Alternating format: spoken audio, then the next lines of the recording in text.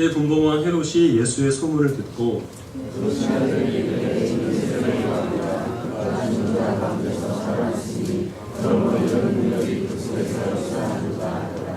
전에 헤롯이 그 동생 빌립의 아내 헤로디아의 일로 요한을 잡아 결박하여 옥에 가두었으니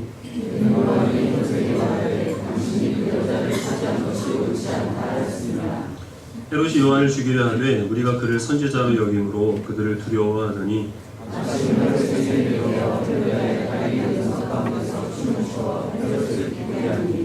헤롯이 맹세로 그에게 무엇이든지 달라는 대로 주겠다고 약속하거늘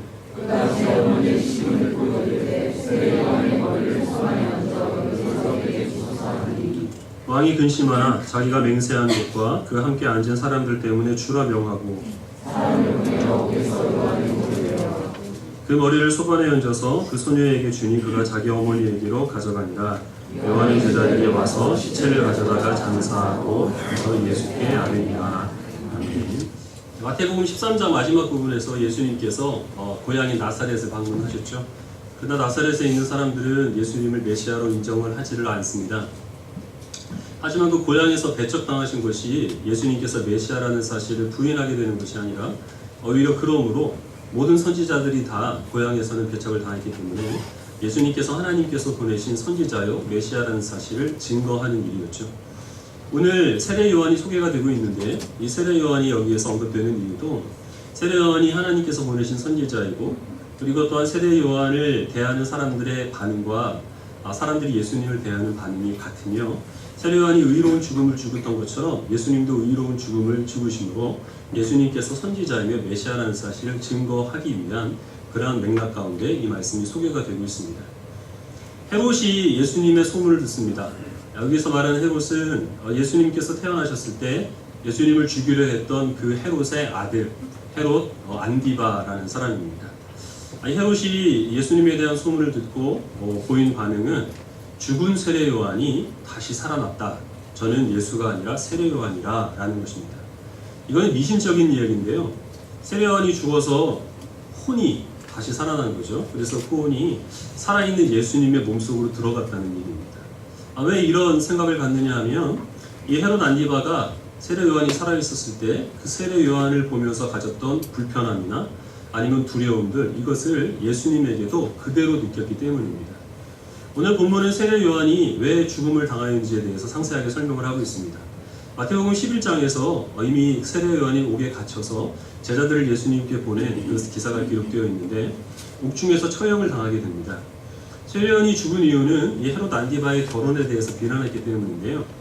헤롯 안디바는 이 당시에 그 헤롯의 아들들이 이스라엘을 나눠서 다스리고 있었습니다. 그래서 각각 그 자기 영역 가운데서 어떤 태수로 그렇게 그 고을을 통치를 하고 있었기 때문에 분봉왕이라고 이렇게 불리고 있었는데 자기 그 이복 형제 가운데서 빌립이라는 사람이 있었습니다. 성경에 빌립이라는 이름이 여럿이 나와서 이 헤롯 빌립이 이 헤롯 안디바의 형인지 동생인지에 대해서는 의견이 분분합니다. 어쨌든 이 이복 형제의 그 아내였던 여자를 헤롯이 취한 것이죠. 이 여인의 이름은 헤로디아인데 당대의 그 뛰어난 미인으로 소문이 난 여인이었습니다. 헤로디아는 이 헤롯과 결혼한 것이 세 번째 결혼입니다. 그리고 그 헤롯의 이복 형인 빌립과 결혼한 것은 두 번째 결혼한 것이고 두 번째 결혼했을 때 살로메라는 딸을 낳게 됩니다. 이때 당시에 이 빌립은 그 헤롯은 결혼을 한 상태였고 그리고 또 이 헤로디아는 이혼을 한 상태였는데 헤롯이 이 헤로디아를 보고 마음이 빼앗겨서 그 여인과 결혼을 하려고 하죠. 하지만 헤로디아는 먼저 이혼을 하고 와라 이렇게 요구를 합니다. 근데 이혼을 하기가 조금 어려운 문제가 있었습니다. 다른 나라의 공주였기 때문에 여러 가지 이제 국가적인 그 문제가 야기될 수 있는 것이죠. 그럼에도 불구하고 헤롯은 헤로디아와 결혼을 하기 위해서 그것들을 다 무릅쓰고 희생을 무릅쓰고 이 헤로디아와 결혼을 하게 됩니다. 그러나 하나님의 율법은 그 형제의 아내와 결혼하는 것을 금지하고 있었기 때문에 세례 요한은 이 결혼은 불법이라 헤롯 안디바는 불의를 저지른 사람이라 이렇게 유대인들에게 공개적으로 비난을 했던 것이죠. 그 당시에 이 세례 요한은 구약의 마지막 선지자로서 이스라엘 백성들의 신임을 얻고 있었습니다. 그래서 이 세례 요한을 따라서 헤롯을 비난하는 유대인들이 많이 있었죠. 그래서 헤롯이 그것을 불편하게 여겨서 이 세례 요한을 옥에 가두게 되었습니다. 그러나 유대인들이 이 세례 요한을 많이 따르고 있었기 때문에 혹시 폭동이 일어나진 않을까 하는 이제 그런 두려움 때문에 차마 죽이지는 못하고 목에 가두어둔 상태였던 것이죠. 그런데 이런 문제에 있어서는 여자들이 훨씬 독합니다. 헤로디아가 이를 꾸미게 되는 거죠. 헤롯의 생일 잔치에 살로메가 춤을 춥니다. 걸그룹들 춤추는 거 보면 삼촌 팬들이 마음이 흐뭇해지지 않습니까? 그것처럼 이 헤롯이 살로메가 춤을 추는 거 보고 너무 그것을 좋게 여긴 겁니다. 그래서 네가 나를 기쁘게 해줬으니 네 소원을 하나 들어주겠다 이렇게 얘기를 합니다. 근데 이미 헤로디아가 무엇을 요구를 할 것인지를 살로메에게 시킨 것이죠. 세례 요한의 목을 잘라다가 쟁반에 담아 주십시오 이렇게 얘기를 합니다. 생일잔치였기 때문에 거기에 사람들이 많이 있었죠. 그래서 마음으로는 꺼림칙했지만 많은 사람들 앞에서 약속을 한 것이기 때문에 어쩔 수 없이 이 헤롯은 세례 요한의 목을 잘라다가 쟁반에 담아 살로메에게 줍니다. 그리고 살로메는 자기의 어머니 헤로디아에게 그 목을 갖다 주게 되는 것이죠. 어처구니 없는 죽음이 아닐 수가 없죠. 그 당시에 권력이 있는 사람이 사랑하는 여인과 결혼을 하기 위하여서 그렇게 아내와 이혼하는 것들, 그리고 또 그것이 형제 아내라 하더라도 그 여인을 얼마든지 능력이 되면 빼앗아가는 것들, 아무렇지도 않은 일이었습니다. 세상 사람들이 보기에는 이 헤롯은 오히려 능력자일 수 있습니다. 사랑하는 여인을 쟁취를 했으니까. 그리고 또 이 헤롯은 그 여인과 결혼하기 위하여서 많은 피해를 감수를 해야 됐습니다. 이것은 로맨스 영화에 나올 만한 순정남이죠. 세상 사람들은 그를 능력자라 아니면 순정남이라 이렇게 얘기를 할 수 있겠지만, 그러나 세례 요한은 그를 누구라고 얘기를 하냐면 하나님 앞에 부도덕한 죄인이라 이렇게 얘기를 하는 것입니다. 그리고 그것을 이 헤롯은 견디지를 못했던 것이죠. 이 헤로디아는 어떤 여인입니까? 이 헤로디아는 굉장히 이 야망이 큰 여인이었습니다. 그래서 자기 남편이 모든 이스라엘을 다스리는 왕이 되기 위하여서 많은 계략을 꾸며내는 그 일을 하는데, 그래서 이 세례 요한을 죽인 일도 사실 유대인들의 불만을 잠재우고 그리고 또 반대 세력들을 없애고 로마 황제의 환심을 사기 위하여서 꾸며낸 일입니다. 세상적인 관점에서 보기에는 자기 남편의 출세를 위하여서 지혜롭게 행동한 그런 내조를 잘하는 여인이죠. 그러나 이 세례 요한을 죽인 이 일을 우리가 바라볼 때 헤로디아를 우리는 누구라고 평가를 합니다.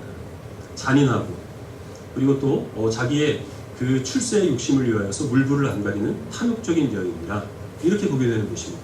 그리고 그것이 하나님 앞에 서게 된 이 헤롯과 헤로디아의 본 모습이라고 하는 것이죠.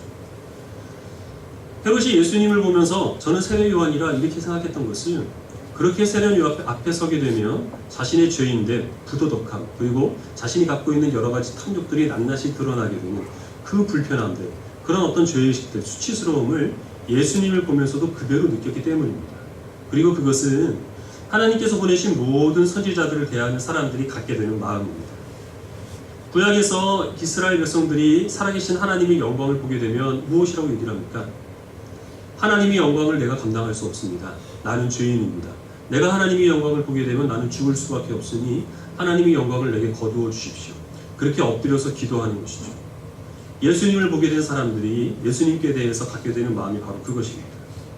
누가복음 5장에 보면 예수님께서 베드로를 처음 만나시는 장면이 기록되어 있는데, 베드로가 고기를 잡고 있었습니다. 베드로는 평생 이 어업에 종사한 그 직업적인 어부였죠. 근데 밤이 새도록 고기를 잡지 못합니다. 그래서 오늘은 아닌가 보다 그물을 걷어서 가지고 가려고 하는데, 예수님께서 그때 말씀하십니다. 저쪽 말고 이쪽으로 그물을 던져라. 베드로가 비록 밤이 새도록 이 고기를 잡지 못했지만, 그러나 말씀에 의지하여서 내가 한번 그물을 던져보겠습니다 하고 그물을 예수님께서 시키시는 방향대로 던집니다. 그러니까 그물이 찢어지도록 많은 물고기가 잡히죠. 자기 친구 배까지 불러서 그렇게 두 배가 가라앉도록 많은 고기를 잡습니다. 그 많은 고기를 잡고 베드로가 예수님께 엎드려서 하는 말이, 당신의 그 고기 잡는 기술을 내게 전수해 주십시오가 아니라, 나는 죄인입니다. 나를 떠나주십시오. 이것을 베드로가 요구를 합니다. 즉 예수님의 그 능력 앞에서 베드로는 어떤 신적인 권능을 발견한 것이고, 그 신적인 권능을 자신이 감당하기는 턱없이 부족한 죄인이라는 사실을 깨달았던 것이죠. 그러나 자신이 하나님을 떠날 수 없어서 하나님께서 영광의 빛을 내게서 거두어 주십시오, 이렇게 기도를 했던 겁니다. 예수님을 만나게 되는 사람들이 바로 이렇게 겸손하게 예수님을 하나님으로 알고 그 하나님의 영광을 자신이 감당할 수 없는 것을 알아서 엎드려서 경배하는 모습을 보였던 것이죠. 그런데 모든 사람들이 다 그렇지는 않았습니다. 바리새인들 같은 경우에는 예수님을 만나기 전에는 자신이 괜찮은 사람인 줄 알았죠. 경건하고 거룩하고 말씀을 잘 지키고 다른 이스라엘 백성들과 비교를 해봤을 때 월등하게 하나님과 가까운 사람으로 자신을 생각을 합니다. 근데 예수님을 만납니다. 예수님을 만나게 되니까 어떤 것이 드러나냐 하면 그들의 위선, 그들의 교만, 그들이 갖고 있는 가식적인 모습들, 이런 것들이 자꾸만 드러나게 되는 거죠. 그래서 어떤 바리새인들은 베드로와 같이 예수님께 엎드려 경배하지만 대부분의 바리새인들은 예수님을 떠납니다. 그러기 싫은 것이죠. 그런 불편함들, 그런 죄의식들을 감당하기가 꺼려졌던 것입니다. 그리고 어떤 사람들은 헤롯이 세례요한을 죽였던 것처럼 예수님을 십자가에 못 박기 위하여서 모여서 모유를 꾸미게 됩니다. 우리가 하나님 앞에 나아갈 때 하나님의 그 영광의 빛이 우리가 감당하기를 바라는 마음으로 예배를 하거나 말씀을 읽거나 기도를 할 때 우리가 한 가지 각오를 해야 될 것이 바로 이러한 부분입니다. 하나님께서 그 빛으로 우리의 모든 연약함과 허물들을 낱낱이 비추어 주실 것이라 라는 것이죠. 여러분들 잘 나온 사진들을 적어도 한 장씩 가지고 계시죠? 우리 젊은 사람들은 카카오톡 프로필이나 트위터 같은 데에는 잘 나온 사진들을 올릴 겁니다. 근데 여기서 말하는 잘 나온 사진이라고 하는 것은 자신의 모습 있는 그대로 정확하게 묘사된 사진이 절대 아니죠. 웬만하면 자신의 실제 모습과는 다른 사진이 잘 나온 사진일 겁니다. 피부가 뽀얗고 잡티가 하나도 없고 주름도 없고 턱선이 가름한, 요즘은 증명사진을 찍어도 턱선을 성형해 주는데요. 그런 사진들을 잘 나온 사진을 여기서 가지고 있을 테죠. 근데 만약에 어떤 사람이 여러분 모르는 사이에 사진을 하나 찍었습니다. 메이크업도 안 하고, 그래서 얼굴에 잡티가 다 드러나고 있는 주름살 다 드러나고 턱살도 다 있는 대로 그대로 보이는 사진을 여러분께 내민다면 여러분들은 그것을 숨기거나 아니면 찍거나 그러고 싶은 마음이 들겠죠. 우리가 예수님을 마주하게 될 때, 하나님의 말씀을 마주하게 될 때 하나님께서는 그렇게 우리의 원래 실제 본 모습을 보여준다는 겁니다. 선명하게 나온 사진처럼, 아니면 깨끗한 거울처럼 그렇게 우리가 어떤 사람인지를 있는 그대로 보여주신다는 것이죠. 그리고 그 앞에서 우리는 때로는 굉장한 불쾌감을 얻을 수가 있습니다. 도망가고 싶은 마음을 가질 수도 있다고 하는 것이죠. 지난주 본문이 요한복음 4장이었죠. 사마리아 여인의 말씀을 여러분이 들었습니다. 사마리아 여인에게 예수님께서 한 가지 부탁을 하십니다. 물을 좀 달라라는 것입니다. 근데 그 본문에서 예수님이 실제로 물을 마시지를 않습니다.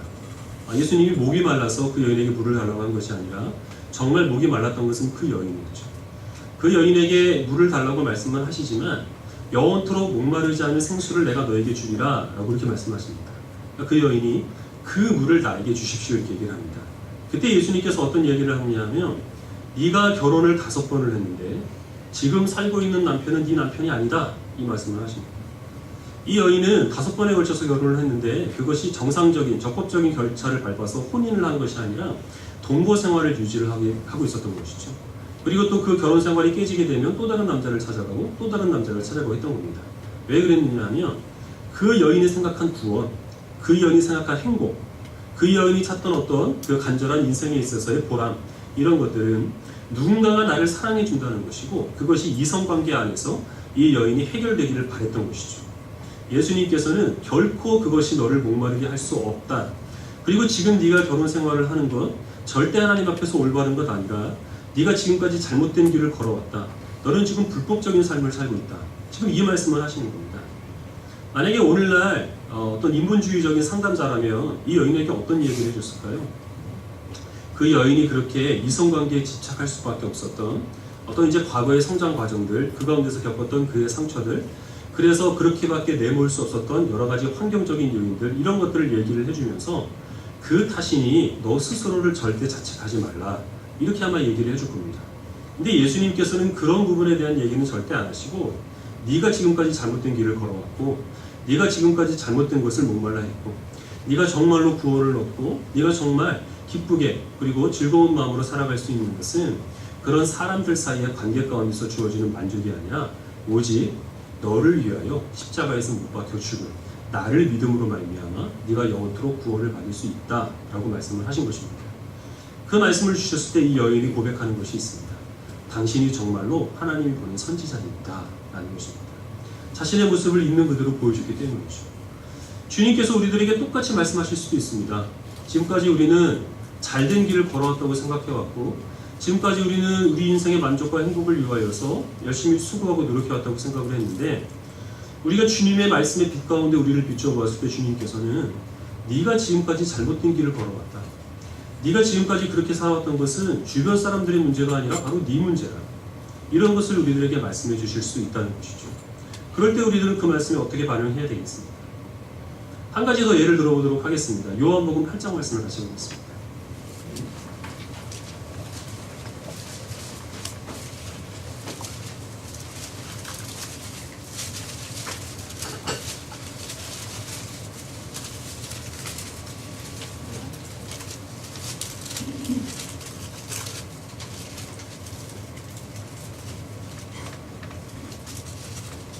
요한복음 8장 1절부터 11절까지의 말씀을 한 절씩 보도록 하겠습니다.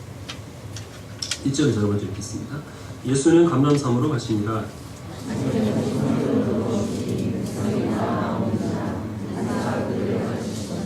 서기관들과 바리새인들이 음행 중에 잡힌 여자를 끌고 와서 가운데 세우고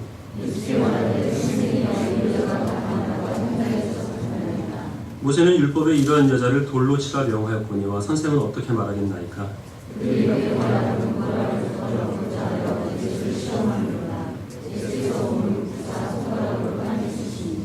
그들이 묻기를 마지 아니하는지라. 이에 일어나 이르시되 너희 중에 죄 없는 자가 먼저 돌로 치라 하시고, 그들이 이 말씀을 듣고 양심의 가책을 느껴 어른으로 시작하여 젊은이까지 하나씩 나가고 오직 예수와 그 가운데 서는 여자만 남았더라.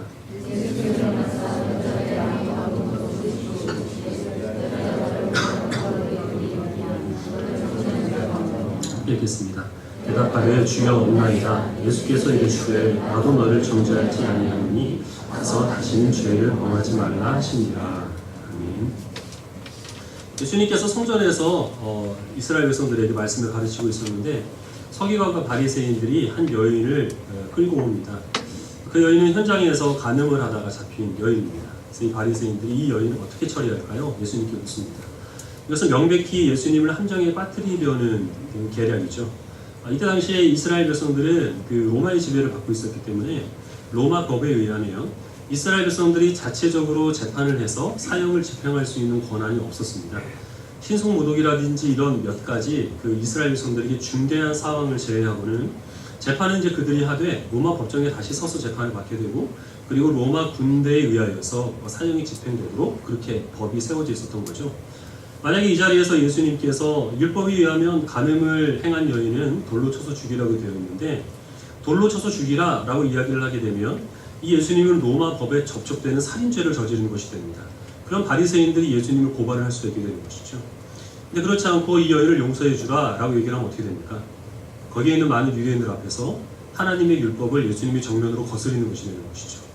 그래서 예수님을 이러지도 저러지도 못하도록 이제 이렇게 일을 꾸미게 되는데, 예수님께서 대답하신 말씀은 우리가 잘 아는 말씀이죠. 너희 중에 죄 없는 자가 먼저 돌로 쳐라 라는 말씀입니다. 9절에 보면 이 사람들이 양심의 가책을 느껴서 사람들이 다 떠나갔다 이렇게 되어 있습니다. 양심의 가책을 느꼈다는 것은 그들이 전부 다 이 여인과 같은 간음죄를 저질러서 그것 때문에 마음이 찔려서 돌아갔다라고 이렇게 생각을 할 수 있겠는데, 거기는 모든 사람들이 다 똑같은 죄를 저질렀다고 우리가 생각할 수는 없지요. 권위 있는 사본에 보면 이 9절에는 양심의 가책을 느꼈다라는 이 말씀이 없습니다. 단순히 거기 있던 모든 사람들이 다 하나둘씩 떠나갔다 이렇게만 되어 있고, 여인과 예수님만 남았다라고 되어 있습니다. 왜 이 사람들이 다 떠나갈 수밖에 없었을까요? 예수님께서 죄 없는 자가 먼저 돌로 치라고 말씀하셨는데, 이 말씀을 듣고 이 사람들이 자신을 생각을 해보니까 자기가 죄가 없는 겁니다. 자기가 얼마든지 돌을 들어서 이 여인을 먼저 쳐도 그래도 아무런 자신이 양심의 가책도 없는, 율법에 접촉될 것이 없는 사람이라는 것이죠. 그래서 자신의 의롭다라고 그렇게 자신의 의로움을 드러내면서 이 여인을 돌로 치는 순간 이 사람은 뭐가 되는 겁니까? 로마 법에 의하여서 살인범이 되는 것이죠. 근데 그렇지 않고 너희 중에 죄 없는 자가 먼저 돌로 쳐라 라고 했는데, 로마 법에 저촉이 될까봐 이 여인을 돌로 치지 못하면 어떻게 되는 것이죠? 모두 다 이 여인과 똑같이 죄를 범한 사람이 되는 겁니다. 함정에 빠진 것은 예수님이 아니라 오히려 예수님을 끌고 온 바리새인들이 되어버린 것이죠. 그래서 이 사람들이 떠나갈 수밖에 없었습니다. 이 사람들이 여인을 끌고 와서 예수님께 죄를 뒤집어 씌우려고 했지만 그러나 이 사람들이 보게 된 것은 무엇이냐면 죄 없는 예수님께 죄를 뒤집어 씌우기 위하여서 이 여인을 끌고 와서 예수님을 함정에 빠뜨리려고 했던 자신들의 야비함, 그러나 절대 먼저 돌로 칠 수 없는 그런 어떤 이제 자신들의 비겁함, 이런 것들을 예수님의 말씀 가운데서 스스로 보게 되었던 것이죠. 그러나 이들은 예수님께 엎드리지 않고 예수님을 피하는 쪽을 택했습니다. 그리고 그 자리에 앉아있던 그 여인에게 예수님께서는 너를 정죄하는 자가 없다, 나도 너를 정죄하지 않는다 라고 말씀을 하시죠. 그러나 이 여인이 범한 죄에 대해서 그것을 죄가 없다라고 말씀하진 않으십니다. 다만 정죄하지 않는다라고 말씀하셨죠. 가서 다시는 죄를 범하지 말라 라고 말씀을 하십니다. 우리들이 예수님께 대해서 기대하는 것은 어쩌면 예수님이 친절한 연예인처럼 그렇게 우리를 대해주기를 바라는 때가 있는지도 모릅니다. 언제 찾아가도 예수님께서 우리를 반갑게 웃는 얼굴로 맞아주시고 우리가 무엇을 요구하든지 항상 예수님께서 우리를 친절하게 대해주시기를 바라는 마음이 있습니다. 늘 즐겁고 늘 유쾌함을 주님께서 우리들에게 허락하여 주시고, 그리고 또한 우리들의 마음에 어떠한 그 불편한 것, 불쾌감도 안기를 바라는 마음이 있죠. 그러나 그런 기대를 가지고 우리가 주님께 나아가면 반드시 우리는 실망할 수밖에 없습니다. 왜냐하면 예수님께서는 우리를 그렇게 마음 편하게 하시기 위해서 지금 우리가 살아가고 있는 모든 모습들을 다 가리워주고 그리고 또 괜찮은 사람처럼 포장해서 그렇게 우리를 내세워주기를 주님께서는 원하시지 않기 때문에 그렇습니다. 주님께서는 우리들이 실제로 갖고 있는 모습이 어떤 모습인지를 낱낱이 드러내기 위하여서 우리를 이 자리로 불러주셨고 우리로 하여금 기도하라, 말씀을 읽어라, 그렇게 우리들에게 요구를 하고 계시는 것입니다. 그리고 주님의 말씀의 빛 가운데 우리를 비추어 봤을 때 우리가 깨닫는 것은 무엇이냐면 수치스러움입니다. 부끄러움입니다. 예수님께서 우리를 지적하시기 전에는 우리는 스스로 그래도 불완전하긴 하지만 요런 몇 가지 부분만 내가 보완을 하면 완전한 사람으로 살 수 있지 않을까 하는 기대를 가지고 살아가는데, 주님의 말씀의 빛 가운데 우리를 비춰보니 도저히 수습할 수 없는 죄인이라는 사실을 주님께서는 깨닫게 해주시는 것이죠. 지금까지 우리들은 내가 이렇게 힘겹게 살아온 이유가 나는 괜찮은데 상황 때문에, 조건 때문에, 나를 힘들게 만드는 몇몇 사람들 때문에 그렇게 내가 힘들게 살아왔다고 생각을 합니다. 근데 예수님의 말씀에 나를 비춰보니 모든 문제의 원인은 내가 되는 것이고, 다른 사람으로 인하여서 내가 마음의 상처를 안고 살아가는 것처럼 나도 모르는 사이에 많은 사람의 마음에 상처를 주고 살아왔던 죄인된 자신의 모습이 그대로 드러나게 되는 것이죠. 그럴 때 우리들은 어떤 길을 택할 수 있습니까? 헤롯이 그랬던 것처럼, 헤롯이 헤롯 요한을 죽였던 것처럼 우리는 깨끗한 거울이 되시는 예수님을 깨트려 버릴 수 있습니다. 바리새인들이 그랬던 것처럼 우리들은 예수님의 곁에서 떠나서 우리가 원하는 모습으로 비춰주는 더러운 거울을 찾아 나설 수도 있습니다. 그러나 주님께서 원하시는 것은 그 깨끗한 거울이요, 그리고 우리를 낱낱이 비춰주시는 그 빛 대신 예수님 앞에 엎드려서 주님의 은혜를 간구하는 것을 주님께서는 원하시는 것이죠. 그리고 그렇게 주님께서 우리의 모습을 비춰주었을 때 그것이 비록 우리들에게 부끄럽고 수치스럽고 죄의식을 안겨준다 하더라도 그것이 나에게 은혜가 된다는 사실을 깨달아서 그 앞에 경배하는 주의 백성들에게 하나님께서 베풀어 주시는 놀라운 은혜와 그리고 변화의 역사가 있습니다. 우리를 빛의 자녀로 삼아주신다는 것입니다. 우리 같이 말씀 한 구절만 더 보겠습니다. 에베소서 5장 말씀입니다.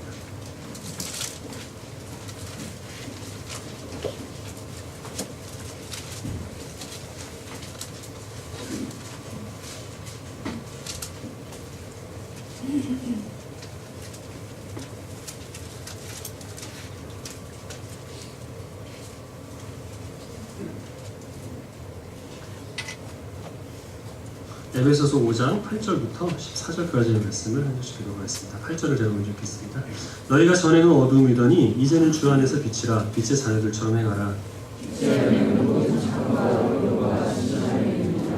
주를 기쁘시게 할 것이 무엇인가 시험하여 오라. 그들이 은밀히 행하는 것들은 말하기도 부끄러운 것들이라.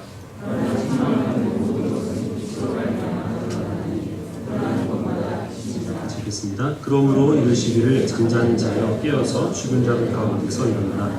그리스도께서 너에게 비추으리라 하시니라. 아멘. 예수님께서 제자들에게 아버지께서 나를 세상에 보낸 것 같이 나도 너희를 세상에 보내노라 라고 말씀을 하십니다.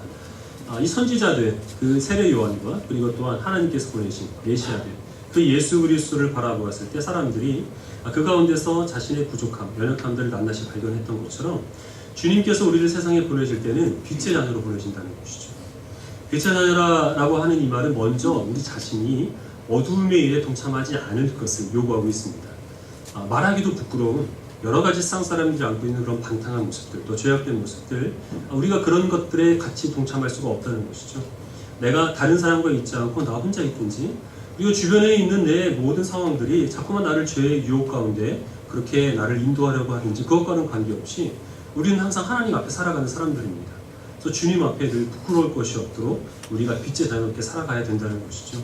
근데 이 말씀은 거기에서 넘어서서 빛된 예수님의 보냄을 받은 우리가 이 세상 가운데 빛으로 살아감으로 말미암아 세상의 모든 어두운 일들이 우리들로 인하여서 책망을 받는다는 것입니다. 여기서 말씀하는 책망을 받는다는 그 말씀은 좀 더 정확하게 번역을 하면 폭로된다는 이야기입니다. 드러난다는 이야기라는 것이죠.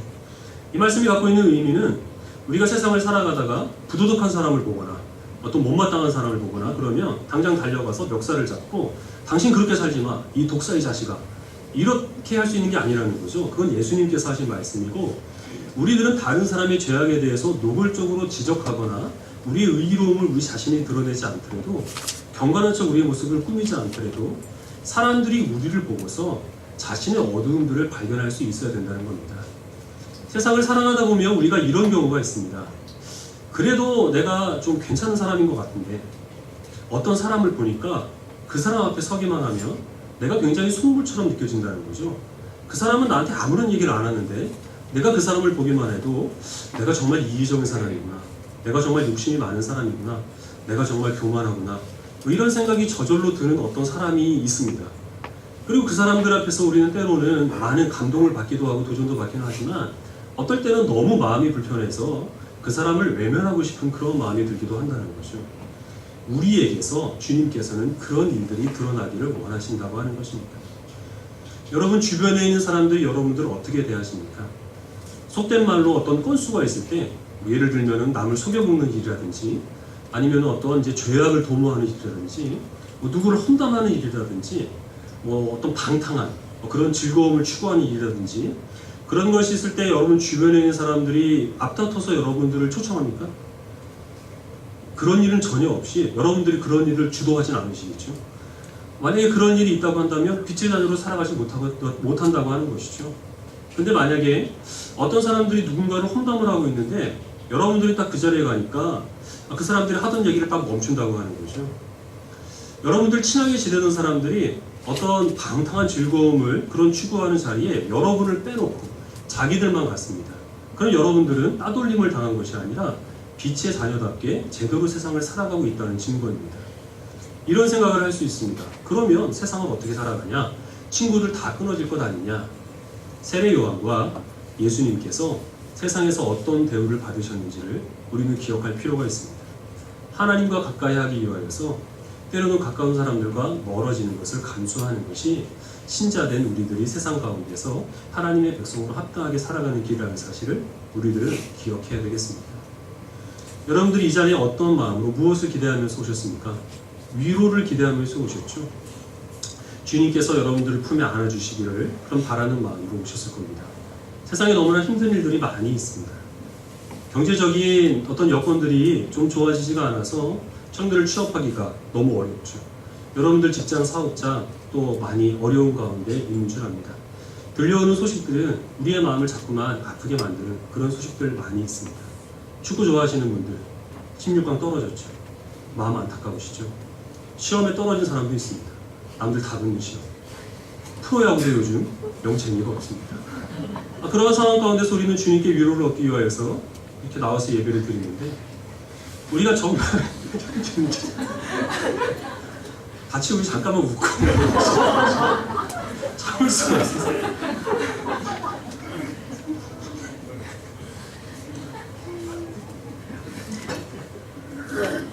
슬픈 일을 이렇게 마음이 기쁘는 것은 성령의 열매 가운데 분명히 희락이 있다는 그 증거죠.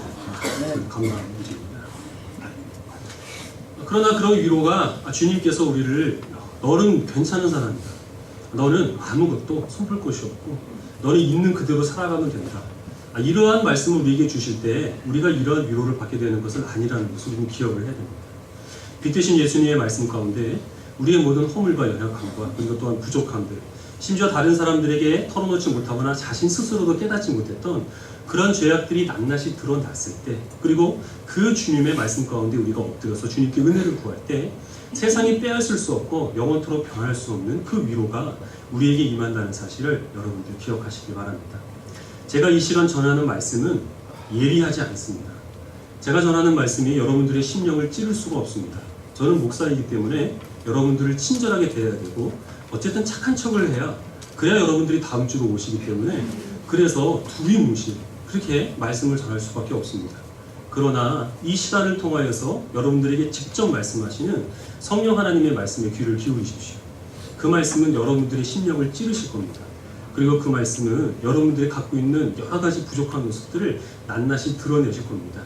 성실하다고 생각을 했지만 부질없는 것을 쫓느라 주님 앞에서는 실제로 게으름을 피웠을 수 있고, 다른 사람들 앞에서는 그리스도인으로서 신실하게 살아간다라고 얘기를 했지만 하나님의 그 기준에는 턱없이 미치지 못하는 그런 형편없는 죄인의 모습이 성령 하나님의 음성 가운데 여러분의 참된 모습으로 그렇게 여러분들에게 비춰질 수 있습니다. 그 말씀에 순종하시고 그리고 이 세상을 빛의 잔으로 살아갈 수 있게 되기를 주님의 이름으로 축원합니다.